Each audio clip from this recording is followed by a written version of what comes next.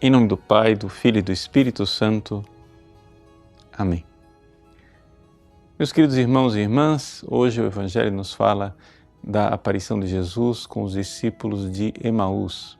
E o Evangelho de hoje, com os discípulos de Emaús, e o de amanhã, a aparição de Jesus aos 11 apóstolos, estão intimamente ligados, não somente porque são um relato de São Lucas, mas porque eles se explicam mutuamente. Deixa eu dizer por quê. Veja, Jesus ali começa a caminhar ao lado desses dois discípulos. Eles vão entristecidos, acabrunhados, porque a fé desapareceu. Ou seja, eles esperavam que ele viesse libertar Israel. Esperavam que Jesus fosse realmente o Messias. Mas já são 3 dias que esses fatos aconteceram, morreu, pronto, acabou. Quando aquela pedra rolou sobre o túmulo, ela rolou também sobre a fé dos discípulos.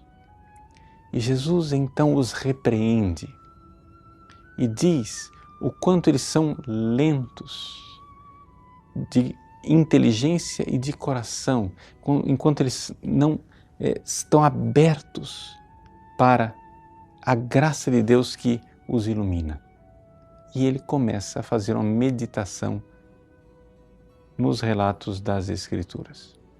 Jesus vai no caminho explicando as Escrituras àqueles discípulos de Emaús.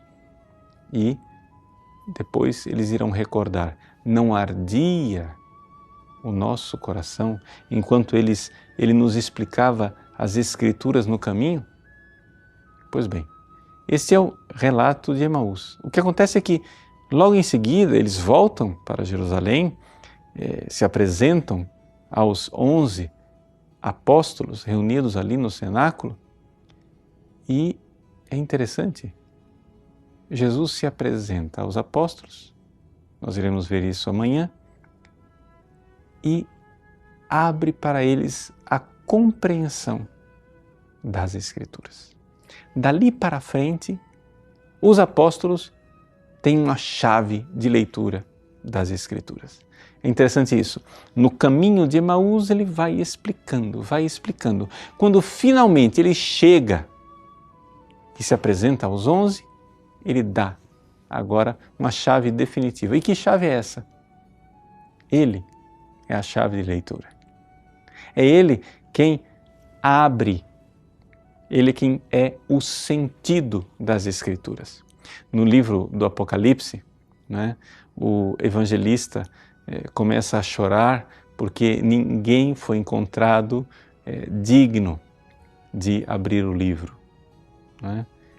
E diz, quem é que vai abrir o livro? É o Cordeiro, imolado, mas de pé, ressuscitado. O ressuscitado é a chave de leitura da Bíblia.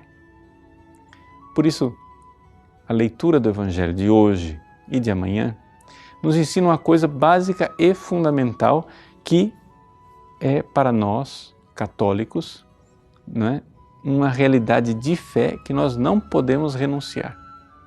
Quando você abre as Sagradas Escrituras, ou você encontra Jesus ressuscitado lá escondido, no meio do que está escrito, ou você não entendeu, foi nada.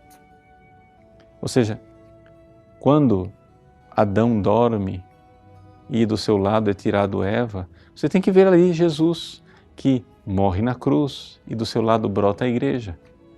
Quando Noé constrói a arca, você tem que ver naquela madeira da arca a cruz de Cristo que nos salva.